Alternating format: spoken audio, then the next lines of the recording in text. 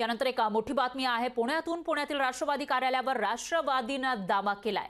दावा करण्याची शक्यता वर्तवली जाते। तर पुण्यातील कार्यालय हे प्रशांत जगताप यांच्या नावावर आहे, पण राष्ट्रवादी म्हणजे अजित पवार गट ज्यांना राष्ट्रवादी हे नाव आणि चिन्ह मिळालेलं आहे, या राष्ट्रवादीकडून पुण्यातील राष्ट्रवादी कार्यालयावर दावा केला जाण्याची शक्यता आहे। पण पुण्यातील कार्यालय हे प्रशांत जगताप यांच्या नावावर असल्याचं कळत आहे। कार्यालयाबाहेर पोलिसांचा बंदोबस्त सुद्धा तैनात केलेला आहे। पुण्यातील शहर कार्यालयाबाहेर ची ही दृश्य आपण बघू शकतो। या ठिकाणी मोठा पोलीस बंदोबस्त आपल्याला पाहायला मिळतोय आणि याचाच आढावा घेतलेला आहे आपले प्रतिनिधी अमोल धर्माधिकारी यांनी।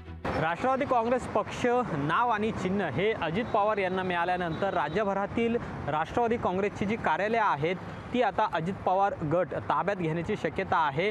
पुणे शहरातले जे राष्ट्रवादी काँग्रेसचे हे मध्यवर्ती कार्यालय आहे जे आता शरद पवार गटाकडे आहे, याचा सुद्धा ताबा हा अजित पवार गटाकडूनच म्हणजे राष्ट्रवादी काँग्रेसकडून घेतला जाऊ शकतो। 2 दिवसापूर्वी हा निर्णय झाला आणि काल आपण पाहिलं की याच शहर कार्यालयावरचे जे बाहेरचं घड्याळाचं चिन्ह होतं ते सुद्धा काल काढण्यात आलेलं आहे। आणि दुसरीकडे राष्ट्रवादी काँग्रेस पार्टी हे जे नाव होतं जे आता अजित पवार यांच्याकडे आहे त्या नावावर सुद्धा काळं कापड आहे ते लावून हे पूर्णपणे झाकण्यात आलेलं आहे। तुतू मेमे अशा प्रकारचा वाद झालेला होता, त्यानंतर दंगल नियंत्रण पथक आहे ते सुद्धा आता या ठिकाणी तैनात करण्यात आलेला आहे आणि कोणताही अनुचित प्रकार घडू नये यासाठी पोलिसांचा बंदोबस्त राष्ट्रवादी काँग्रेस पार्टी म्हणजेच शरद पवार गटाच्या कार्यालयाबाहेर सध्या लावण्यात आलेला आहे।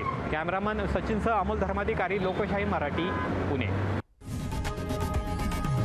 लोकशाही मराठी ऐका, पहा, जागरूक रहा।